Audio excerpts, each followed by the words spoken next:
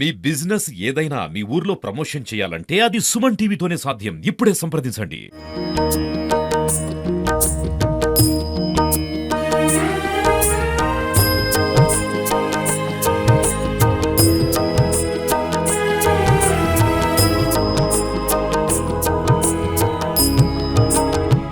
Media మిత్రులు నమస్కారం.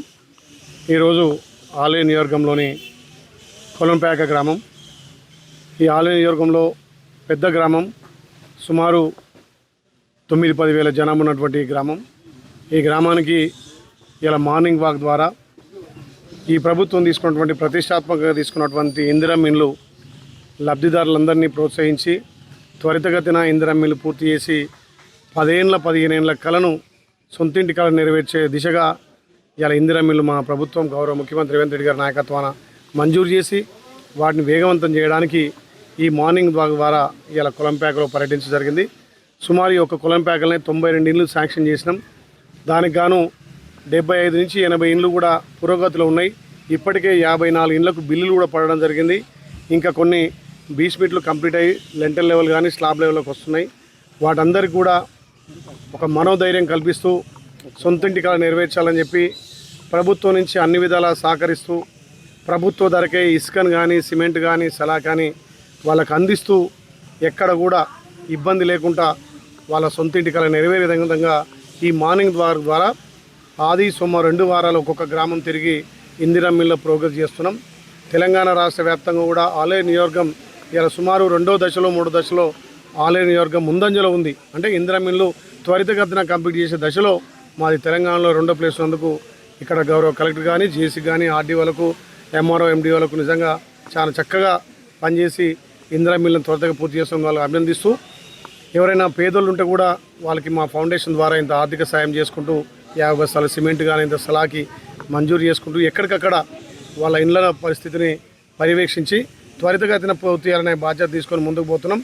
అదేవిధంగా మళ్ళీ 2వ విడత కూడా ఎవరైతే నిజమైన లబ్ధిదారులు ఉన్నారో వాళ్ళందరినీ గ్రామంలో తిరిగి ఎంపిక చేస్తున్నాం.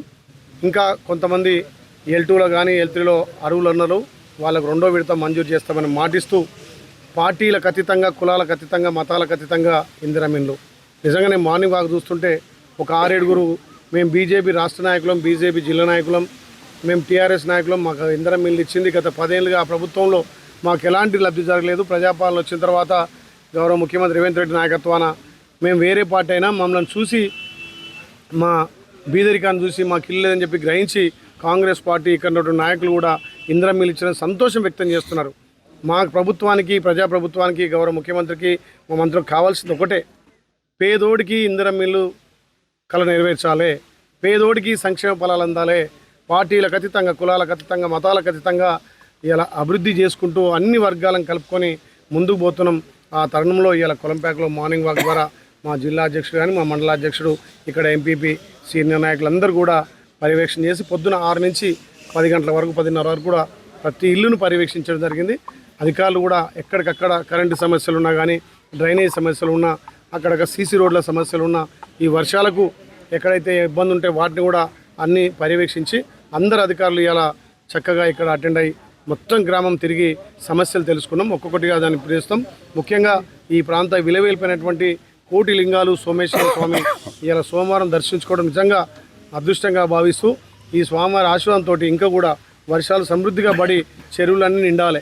పోయిన సంవత్సరం వర్షాలు లేక 140 చెరువులు మా పెద్దలు అప్పల భగీరథుడు ఉత్తమ్ కుమార్ రెడ్డి సహకారంతో, కోమటిరెడ్డి వెంకరెడ్డి గారి సహకారంతో చెరువులు నింపుకోవడం జరిగింది. ఆ స్వామివారి కరుణించి అన్ని చెరువులు నింపాలి. ఏమైనా మిగిలింటే కూడా తప్పకుండా ఈ సంవత్సరం కూడా మళ్ళీ గోదావరి నీళ్ళతోటి ప్రతి చెరువు నింపుతా అని చెప్పి ఆలేరును గత 10 ఏళ్ళుగా వెనుకకు నెట్టేసిరు. ఆ 10 ఏళ్ళ వెనుకబాటును ఈ ప్రజాప్రభుత్వం గౌరవ ముఖ్యమంత్రి రేవంత్ రెడ్డి నాయకత్వాన పెద్దలు ఉత్తమ్ కుమార్ రెడ్డి గారు, కోమటిరెడ్డి వెంకరెడ్డి గారు, మా ఎంపీ చామల కిరణ్ కుమార్ రెడ్డి గారు సహకారంతో తప్పకుండా ఆలేరును అన్ని విధాలా అభివృద్ధి చేస్తామనే ఆశాభావం వ్యక్తం చేస్తూ ప్రతిత్యం ప్రజల కోసం ప్రజల మధ్యలో మేము ఇచ్చినటువంటి హామీలు నెరవేర్చుకుంటూ అక్కడ స్థానిక ఏ సమస్యలున్నా ఒక్కొక్కటిగా మేము దాన్ని తీర్చుకుంటూ ఆలేరు అభివృద్ధి లక్ష్యంగా ముందుకు పోతున్నాం. దానికి సహకరిస్తున్నటువంటి అధికారులు, మా మీడియా మిత్రులు, పత్రికా విలేకరులకు పేరు పేరున ధన్యవాదాలు.